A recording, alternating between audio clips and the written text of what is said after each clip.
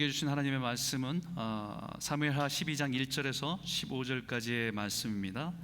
우리가 다윗의 시리즈를 계속 말씀을 나누고 있는데요, 16번째 시간입니다. 회복으로 나아가는 길이란 제목을 가지고 말씀을 나누길 원합니다. 12장 1절에서 15절까지의 말씀, 제가 한 절, 여러분이 한 절 읽도록 하겠습니다. 여호와께서 나단을 다윗에게 보내시니 그가 다윗에게 가서 그에게 이르되 한 성읍에 두 사람이 있는데 한 사람은 부하고 한 사람은 가난하니 한 사람은 양과 소가 심히 많으나 가난한 사람은 아무것도 없고 자기가 사서 기르는 작은 암양 새끼 한 마리뿐이라. 그 암양 새끼는 그와 그의 자식과 함께 자라며 그가 먹는 것을 먹으며 그의 잔으로 마시며 그의 품에 누움으로 그에게는 딸처럼 되었거늘 어떤 행인이 그 부자에게 오매 부자가 자기에게 온 행인을 위하여 자기의 양과 소를 아껴 잡지 아니하고 가난한 사람이 양 새끼를 빼앗아다가 자기에게 온 사람을 위하여 잡았나이다 하니, 다윗이 그 사람으로 말미암아 노하여 나단에게 이르되 여호와의 살아계심을 두고 맹세하노니 이 일을 행한 그 사람은 마땅히 죽을 자라. 그가 불쌍히 여기지 아니하고 이런 일을 행하였으니 그 양 새끼를 4배나 갚아주어야 하리라 한지라. 나단이 다윗에게 이르되 당신이 그 사람이라. 이스라엘의 하나님 여호와께서 이와 같이 이르시기를 내가 너를 이스라엘 왕으로 기름 붓기 위하여 너를 사울의 손에서 구원하고 내 주인의 집을 내게 주고 내 주인의 아내들을 내 품에 두고 이스라엘과 유다 족속을 내게 맡겼느니라. 만일 그것이 부족하였을 것 같으면 내가 내게 이것저것을 더 주었으리라. 그러한데 어찌하여 내가 여호와의 말씀을 업신여기고 나 보기에 악을 행하였느냐. 내가 칼로 햇사람 우리아를 치되 암몬 자손의 칼로 죽이고 그의 아내를 빼앗아 내 아내로 삼았도다. 이제 내가 나를 업신여기고 햇사람 우리아의 아내를 잡혀사 내 아내로 삼았은즉 칼이 내 집에서 영원토록 떠나지 아니리라 하셨고, 여호와께서 또 이와 같이 이르시기를 보라. 내가 너와 내 집에 재앙을 일으키고 내가 내 눈앞에서 내 아내를 빼앗아 내 이웃들에게 주리니 그 사람들이 내 아내들과 더불어 백주에 동침하리라. 너는 은밀히 행하였으나 나는 온 이스라엘 앞에서 백주의 이 일을 행하리라 하셨나이다 하니, 다윗이 나단에게 이르되 내가 여호와께 죄를 범하였노라 하매 나단이 다윗에게 말하되 여호와께서 당신의 죄를 사하셨나니 당신이 죽지 아니하려니와 이 일로 말미암아 여호와의 원수가 크게 빗방할 거리를 얻게 하였으며 당신이 낳은 아이가 반드시 주리라 하고. 함께 읽겠습니다. 나단이 자기 집으로 돌아가니라. 아멘. 여러분, 요즘에 모든 영화나 드라마 같은 경우에는요, 한 가지 기술이 꼭 들어가야 됩니다. 그것은 뭐냐면 반전이라고 하는 기술입니다. 반전. 예전에는 어떤 스토리가 그냥 정해진 대로 저 얘기는 저렇게 될 거야 라고 예상했는데 요즘에는 그 영화 예상한 대로 되면 안 되는 거예요. 예상한 대가 완전히 뒤집어질 때 그 영화는 잘 만들어졌다 이렇게 평가합니다. 특별히 영화계에서는 식스 센스라고 하는 그 영화가 그런 반전을 대표하는 영화라고 소개되고 있습니다. 그러나 오늘 우리가 읽은 나단 선지자와 다윗의 대화는 정말 상상하지 못한 충격을 가져다 준 한편의 반전 드라마입니다. 다윗이 범죄하여 밧세바의 아내를 취하고 그의 남편이고 그의 부하인 우리아의 깊은 전쟁 가운데 보내서 음모로 죽게 했습니다. 그리고 아무 일도 없었던 것처럼 평안하게 살아갑니다. 밧세바를 자신의 아내로 받아들이고 밧세바가 임신한 아기가 태어날 즈음에 하나님께서는 나단 선지자를 다윗에게로 보내십니다. 설마 그 거의 1년이 지난 자신의 과오를 지적하기 위해서 왔다고는 상상할 수 없었을 것입니다. 나단 선지자는 마치 이스라엘 한 지방에서 일어난 불의한 일을 왕에게 보고하는 그런 모습으로 전하고 있기 때문입니다. 그 내용은 이렇습니다. 이스라엘 한 성읍에 양과 소가 아주 많은 부자가 아무것도 없고 가진 거라고는 양 한 마리, 암양 한 마리 갖고 있는 그 사람과 만남을 이야기하고 있습니다. 그 사람에게, 그 가난한 사람에게는 그 양은 그냥 한 마리 양의 가치에 해당되는 것이 아니었습니다. 자식과 함께 자라고 함께 먹고 마시고 심지어는 잘 때에도 그 주인의 품에 안아서 자는 특별한 존재였습니다. 마치 딸처럼 키웠다고 성경은 말하고 있습니다. 그런데 그 마을의 부자가 자신의 집에 온 손님을 대접하기 위해서 자기에는 그렇게 많은 양과 염소가 있고 소가 있는데 그것을 그 중에 한 마리를 잡지 않고 그 가난한 사람의 그 한 마리 있는 그 암양을 뺏어다가 손님을 대접했다는 것입니다.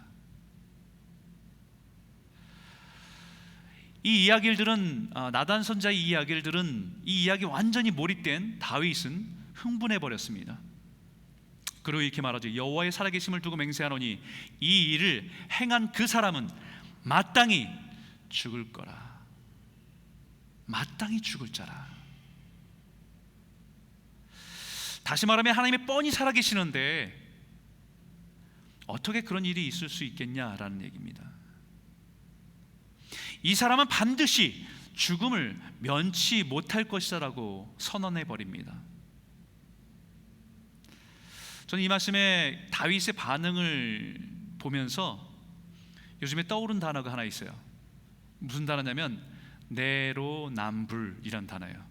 저는 이게 뭐 요즘에 뉴스에서 많이 나오길래 이게 무슨 사자성어인 줄 알았습니다. 처음에 들을 때는 내로남불. 그래서 무슨 사자성어인가? 내가 모르는 사자성어가 있었나? 이러면서 생각해봤는데 그 뜻은 뭐냐면요, 내가 하면 로맨스고요, 남이 하면 불륜이랍니다.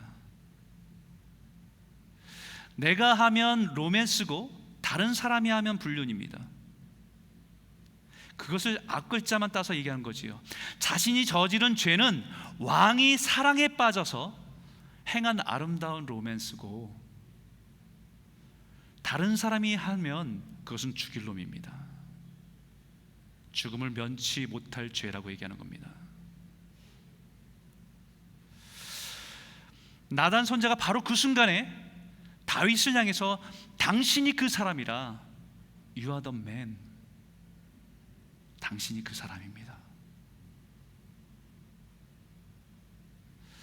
바로 그 부자와 같은 악한 일을 한 사람이 바로 당신입니다. 하나님께서는 당신에게 수많은 이스라엘 백성들을 맡기시고 당신에게 기름 부어서 왕을 세우시고 모든 것을 넉넉하게 주셨습니다. 그런데 그럼에도 불구하고 한 여인을 취하기 위해서 간음하고 그 남편을 죽이기 위해서 음모를 꾸민 것, 그것은 하나님 앞에서 부자보다 더 악한 일입니다. 그것은 하나님 보시기에 죽음을 면할 수 없는 악한 죄입니다. 하나님께서 이 말씀을 전하기 위해서 오늘 지금 이 순간 나를 이곳에 보내신 것입니다.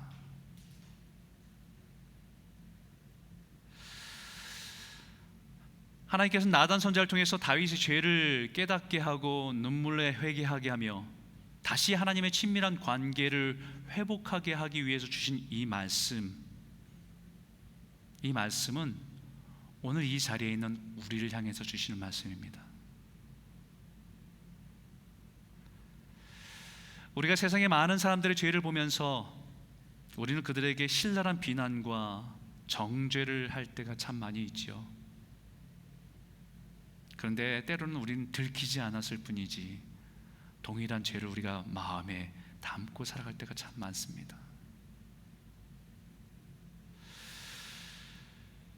오늘 우리 안에 이런 죄가 자라고 있다고 한다면 우리가 정직하게 돌아보시기 바랍니다.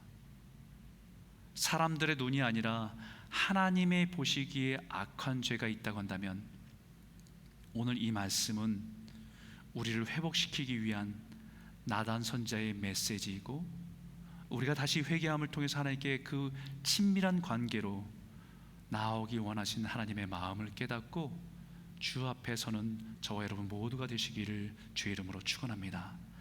첫 번째 나누고 싶은 주제는 이겁니다. 회개는 우리를 회복시키기 위한 하나님의 선물입니다.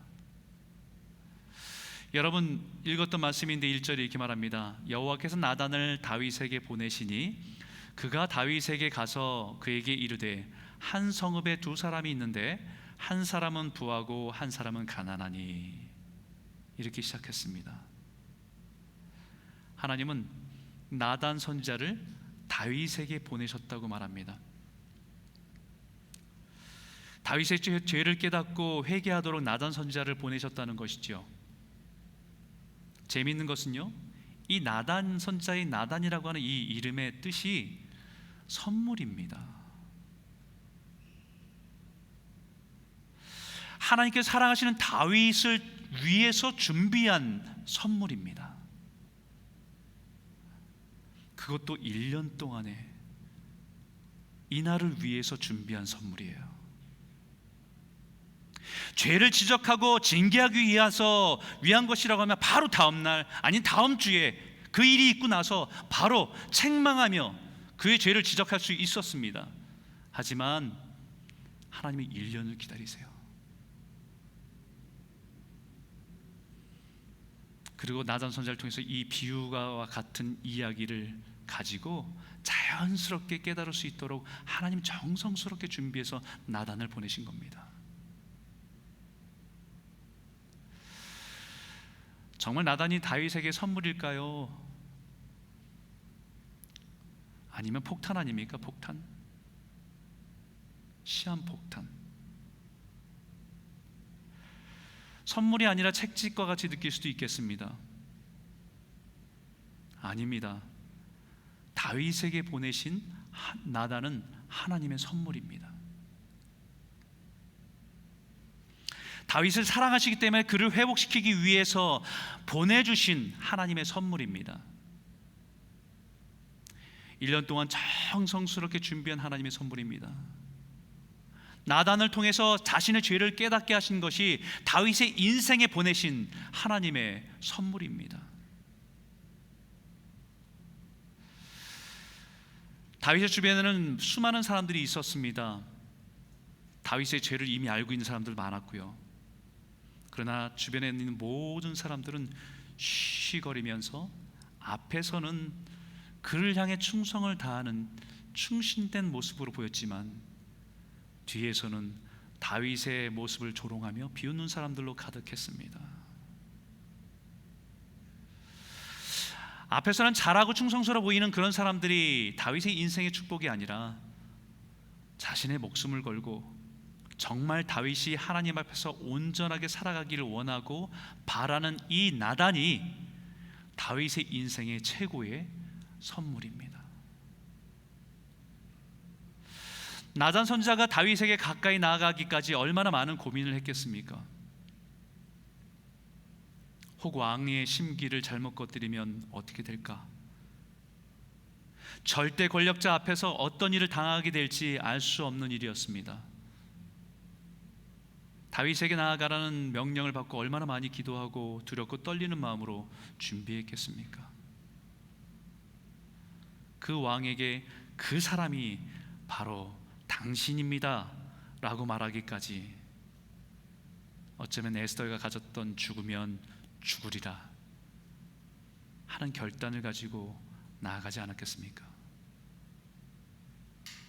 그것이 하나님을 사랑하는 것이고 그것이 다윗을 사랑하는 것이기 때문에 죽음을 무릅쓰고 나아갈 수 있었던 것입니다. 그러나 다윗의 입장에서는 다윗의 입장에서는 정말 귀한 선물이 아닐 수 없습니다. 여러분, 회개로 하나님께서 우리를 초대하는 것은요, 하나님의 최고의 선물입니다. 이 땅에 예수님을 보내실 때에 세례 요한과 예수님의 메시지는 동일했습니다. 회개하라, 천국이 가까웠느니라. 하나님께서는 죄를 알지 못하고 죄악 가운데 처해져 있는 그 인류를 향해서 하나님은 세례 요한이라는 사람을, 하나님은 예수 그리스도 독생자 아들 예수를 우리에게 구원의 선물로 보내주신 것입니다. 우리의 죄를 깨닫고 하나님의 은혜 앞으로 나오라고. 우리를 사랑하신 하나님의 최고의 선물이 예수 그리스도시요, 잃어버린 하나님의 사랑을 다시 회복하고 그 친밀한 은혜 가운데 나아가게 초대하신 하나님의 선물입니다. 사랑하는 성도 여러분, 오늘 이 말씀을 통해서 우리의 삶을 돌아보고 죄를 깨닫고 돌이키며 다시 하나님의 그 은혜로 부르시는 그 하나님의 초대에 믿음으로 반응하며 나아가는 축복된 성도들이 다 되시기를 주의 이름으로 축원합니다. 두 번째는, 회개는 우리에게 진정한 자유를 누리게 합니다. 우리 한번 13절에 있는 말씀을 한번 같이 한번 읽어볼까요? 함께 읽겠습니다. 다윗이 나단에게 이르되 내가 여호와께 죄를 범하였노라 하매 나단이 다윗에게 말하되 여호와께서도 당신의 죄를 사하셨나니 당신이 죽지 아니하려니와. 다윗은 나단을 통해서 하나님의 메시지에 주저함 없이 자신의 죄를 고백합니다. 다윗은 나단의 불의한 부자 이야기를 들을 때 자신의 입으로 스스로 자신의 죄의 심각함을 말하고 있는 것이었습니다. 아니, 어떻게 하나님이 살아계신데 그런 일을 할 수 있는가? 그 죄는 죽어 마땅한 죄임을 자기 스스로 인정하게 된 것입니다. 자신이 행한 죄는 살아계신 하나님을 무시하고 업신여기고 행한 죄입니다. 우리의 모든 죄에 우리가 하나님 앞에 서 있다는 것을 분명히 믿고 깨닫는다면 우리는 죄를 범하기가 쉽지 않을 겁니다. 우리의 숨겨진 일상을 불꽃 같은 눈으로 다 보고 계신다고, 그것을 깨닫는다고 한다면 우리는 죄를 마음대로 짓고 살 수 없습니다. 성경은 분명히 우리에게 스스로 속이지 말라, 하나님은 만홀히 여김을 받지 아니하시나니 사람이 무엇으로 심든지 그대로 거두리라. 하나님 우리의 삶의 행동으로 만홀히 여김을 받기를 원하지 않으십니다. 우리가 죄를 범할 때 그것은 하나님을 업신여기는 것이고 하나님의 내 삶 가운데 하나님의 죽음을 선포하는 것과 같은 것입니다. 우리 삶의 죄를 씨앗을 뿌리면 반드시 그 열매를 먹게 되어 있습니다. 다윗의 죄의 열매가 결국 자신에게 돌아가게 돼요. 우리아를 전쟁 가운데 보내서 칼로 죽임을 당하게 하였기 때문에 칼이 다윗의 후손의 집에서 떠나지 않습니다. 자신이 남의 아내를 탐해서 욕보인 것처럼 다윗의 아내들이 대낮에 수치를 당하는 일이 있게 됩니다. 이렇게 죄에 대한 심각한 결과를 말하는 이유는 지금이라도 다윗이 회개하고 회복하기를 원하시기 때문입니다. 죄에 대한 심각한 결과를 드러내는 이유는 우리의 죄를 고발하기 위함이 아니라 비극적인 죄에 대한 인정과 회복을 원하시기 때문입니다.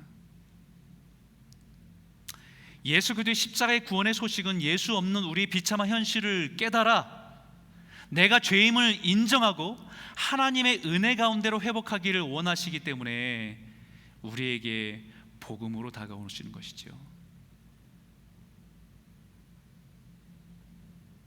오늘 하나님께서는 나단 선지자를 통해서 죄의 비참함을 깨닫고 회개를 통해서 회복하기를 원하신 하나님의 마음을 오늘 우리에게도 전하고 계신 것입니다. 다윗은 자신의 죄를 책망하는 나단 선지자 메시지를 통해서 자신 향한 하나님의 마음을 깨달았습니다. 그리고 나서 훗날 자신의 시편 32편에 이렇게 고백하지요. 허물의 사함을 받고 자신의 죄가 가려진 자는 복이 있도다. 마음에 간사함이 없고 여호와께 정죄를 당하지 아니하는 자는 복이 있도다 라고 말합니다. 자신의 죄를 용서함 받고 하나님 앞에서 정죄함을 받지 않는 사람이 정말 복된 사람입니다 라고 고백합니다. 세상에 많은 것을 가지고 최고의 권력을 가지고 있는 것보다 정말 복은 자신의 죄를 회개하고 그 죄를 용서함 받고 하나님 앞에서 회복된 사람이 정말 복된 사람입니다라고 고백하고 있는 거지요.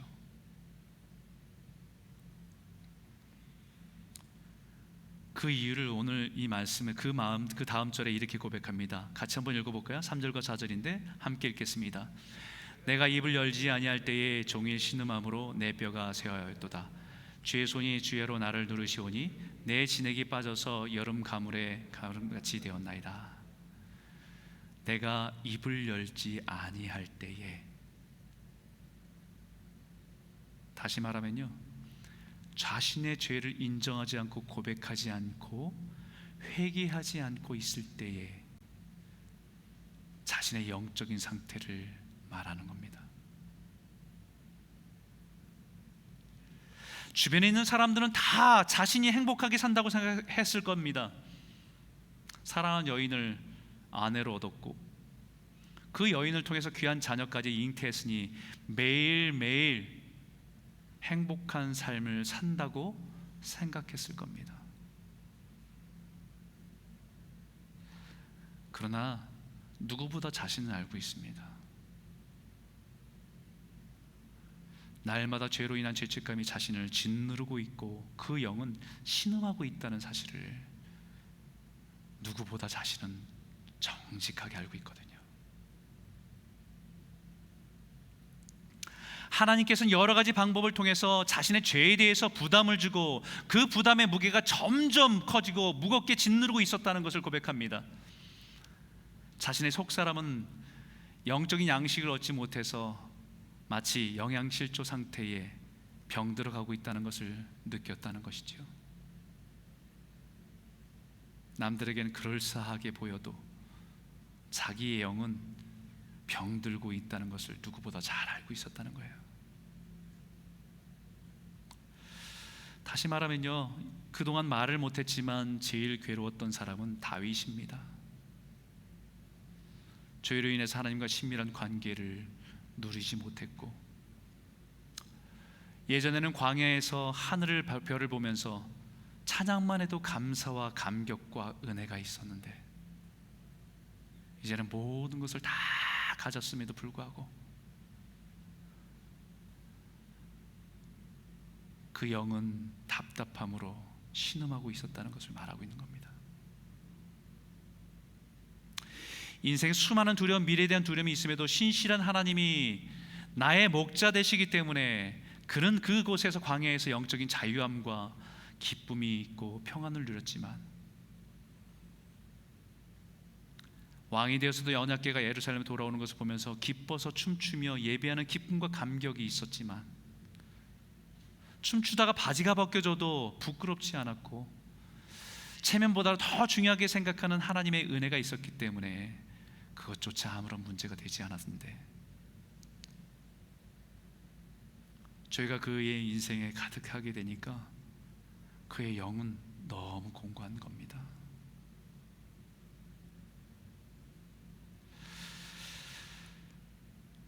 그게 자유할 줄 알았는데, 그게 행복일 줄 알았는데 오히려 더 비참한 자신의 영적인 모습을 보게 되었다는 것이죠. 하나님으로부터 인해서 구속받고 있는 것이 내 삶이 답답함이라고 생각하고 벗어버리고 싶었는데, 벗어버리면 자유할 줄 알고 시원할 줄 알았는데 그 영은 더 메마르고 더 고통 가운데 있었다는 것을 고백하고 있는 것이죠.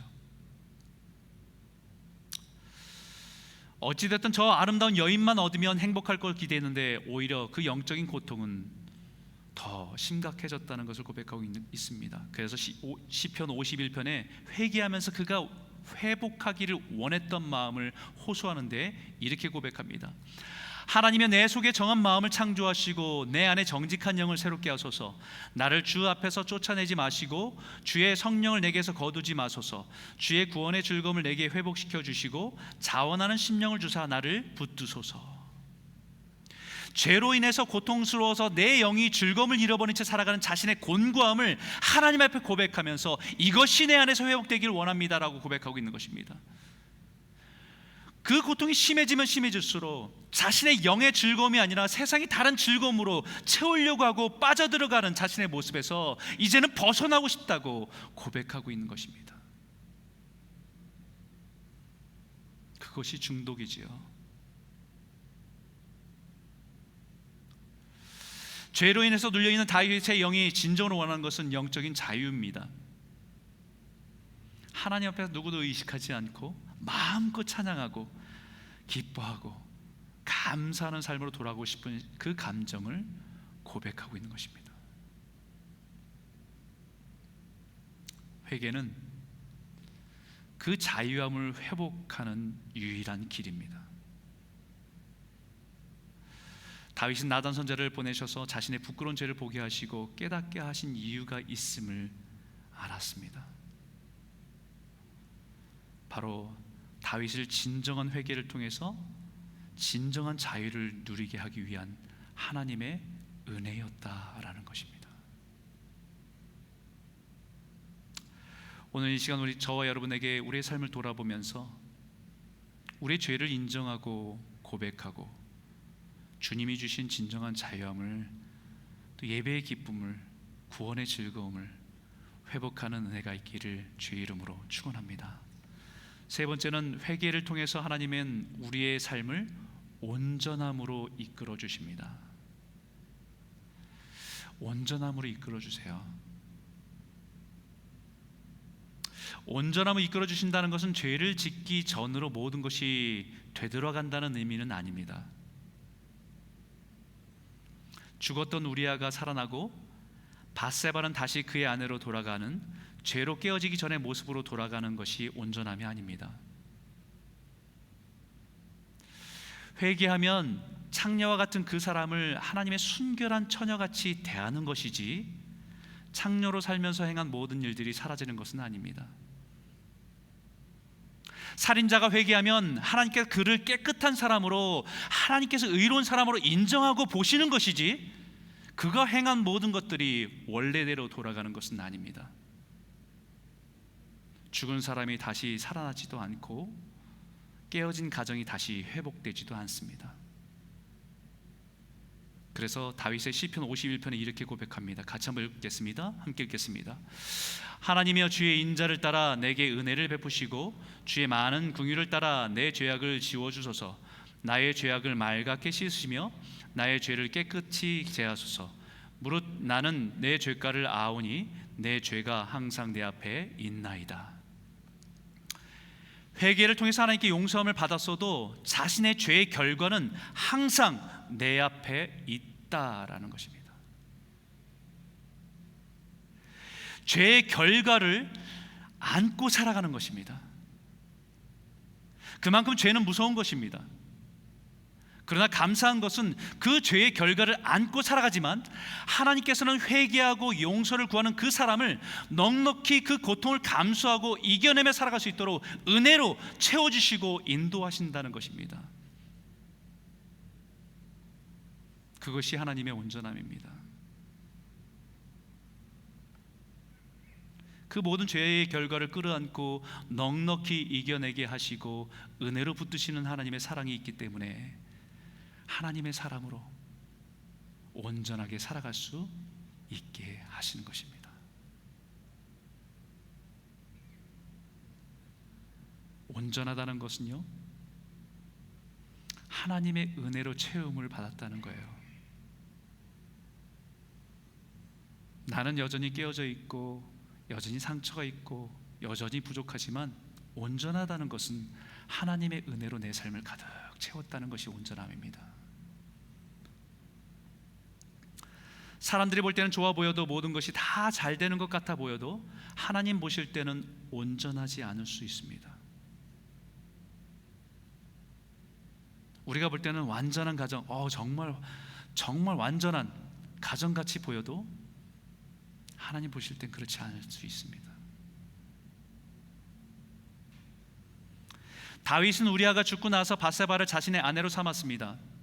사람들 앞에서 공식적으로 자신의 아내임을 선포했습니다.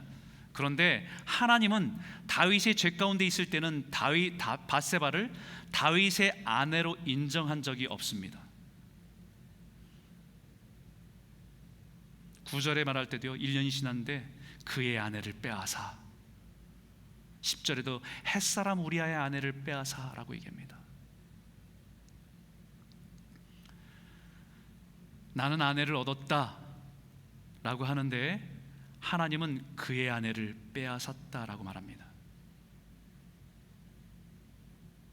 나는 내 사업이 잘 된다, 성공한다고 하는데 하나님께서는 그것을 인정 안 하실 수도 있습니다.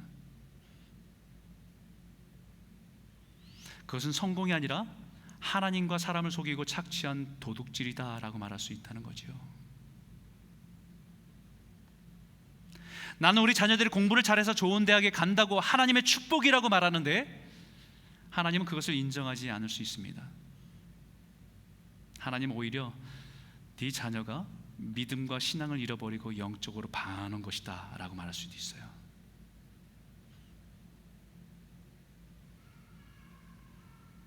하나님 우리가 죄 가운데 얻은 것을 인정하지 않으십니다. 다윗이 밧세바를 모든 사람들 보는 데서 화려한 결혼식을 통해 자신의 아내가 됨을 알렸는지 알 수 없지만 아무리 공식적으로 다윗이 아내란 칭호를 사용해서 부른다고 해도 여전히 하나님의 눈에는 우리아의 아내인 것입니다.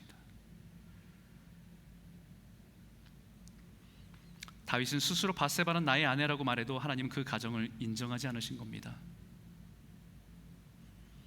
하나님 보실 때는 온전한 가정이 아니기 때문입니다. 비로소 다윗이 하나님 앞에 진정한 회개를 통해서 하나님께 용서함을 받았을 때 온전함으로 변화되기 시작합니다. 24절과 25절인데 같이 한번 읽어볼까요? 함께 읽겠습니다. 다윗이 그의 아내 밧세바를 위로하고 그에게 들어가 그와 동침하였더니 그가 아들을 낳음에 그의 이름을 솔로몬이라 하니라. 여호와께서 그를 사랑하사 선지자 나단을 보내 그의 이름을 여디디아라 하시니 이는 여호와께서 사랑하셨기 때문이더라. 여러분, 성경은 여기서부터 밧세바를 다윗의 아내로 인정합니다. 그의 아내, 다윗의 아내. 다윗의 진정한 회개와 용서를 통해서 하나님은 비로소 온전한 가정으로 인정해 주기 시작하신 것입니다. 비로소 하나님께 인정하시는 온전한 가정을 이루고 그 사이에서 난 자녀인 솔로몬을 사랑하고 축복하셨다라고 말합니다. 솔로몬의 이름이 샬롬에서 나온 이름입니다. 다윗과 밧세바가 지은 이름이에요. 하나님이 우리에게 평강을 주셔서 낳은 아들이다라고 하는 이름을 솔로몬이라는 이름을 지은 겁니다. 자신들의 죄로 인해서 고통받던 시간들이 다 지나고 이제는 하나님의 관계가 회복되어서 그 친밀함 가운데 그 샬롬의 은혜를 누리며 얻게 된 아들이 솔로몬이다라고 그들은 고백하고 있는 겁니다. 그리고 나단 선지자를 통해서 그의 이름에 하나님의 사랑을 받은 자라고 하는 여디디아라고 하는 이름을 지어서 보내주죠. 그 의미가 뭡니까? 하나님은 너희를 여전히 사랑하고 계신다. 여전히 사랑하고 계신다.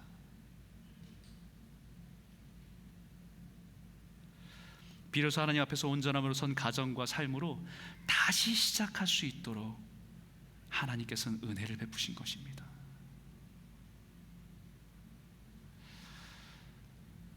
사랑하는 성도 여러분,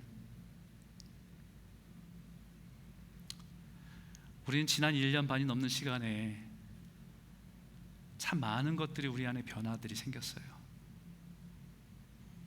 예배는 소홀해지고 점점 죄에 대해서 무뎌지고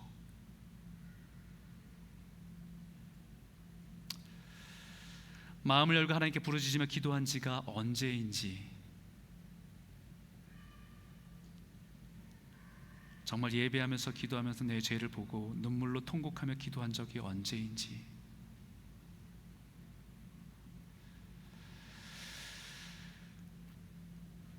자신의 허물과 죄를 고백하며 눈물로 회개하며 정결함을 얻어서 그 기쁨과 감사로 성전의 문을 열고 나아간 적이 언제인지. 여전히 남들 보기에는 괜찮은 삶을 보여도 우리의 영은 꽉 막힌 채 메말라 가고 있는 것은 아닌가?